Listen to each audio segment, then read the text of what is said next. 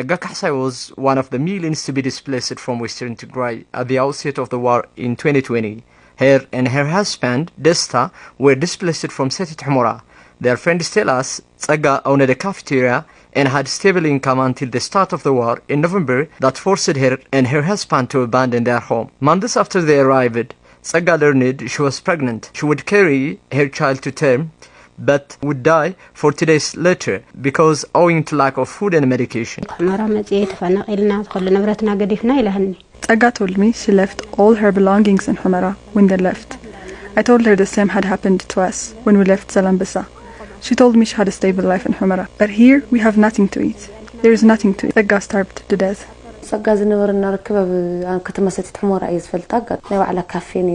I knew Tsaga from back in Setit Humura when she owned and ran her own cafeteria. While she was working on her own cafeteria and her husband owned a barber shop.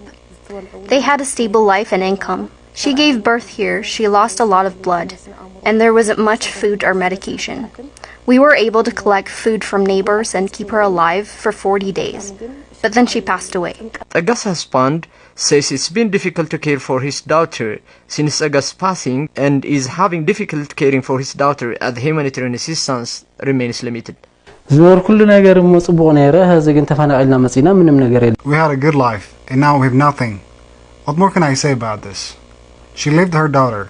I don't know how to care for the child with nothing. Tsaga's neighbors tell us they have been doing all they can to care Tsaga's daughter, but fear that they may not be able to do more if aid continues to be withheld and vital services are blocked. I'm caring for this child because I want to do what I can, but I need help. This child has nothing in the world now. We have nothing to give to the child. No one has anything to spare. As you can see, she's caring for the child. She uses what little we bring her. That's only enough to keep the child alive. The world has to help us though, for the sake of this little child. Asmelash Hadush, head of Social Affairs Office in Adigrat, says Tsaga's story is just one of the dozens.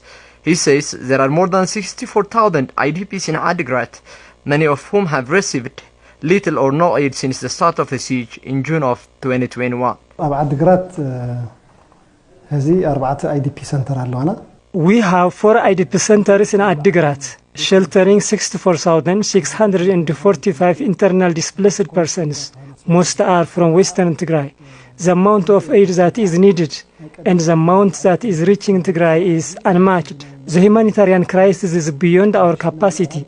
We fear that men will perish if food and medication is not able to reach Tigray. For close 1 year now, the people of Tigray have been living under a complete blockade, with the Ethiopian government blocking all commercial routes, food aid, fuel and vital services such as banking and telecommunication. The blockade has led to starvation, with more than 6.5 million people said to be in urgent need of humanitarian assistance. Just 20% of that assistance has been able to reach Tigray since the Ethiopian government declared a humanitarian truce at the end of March.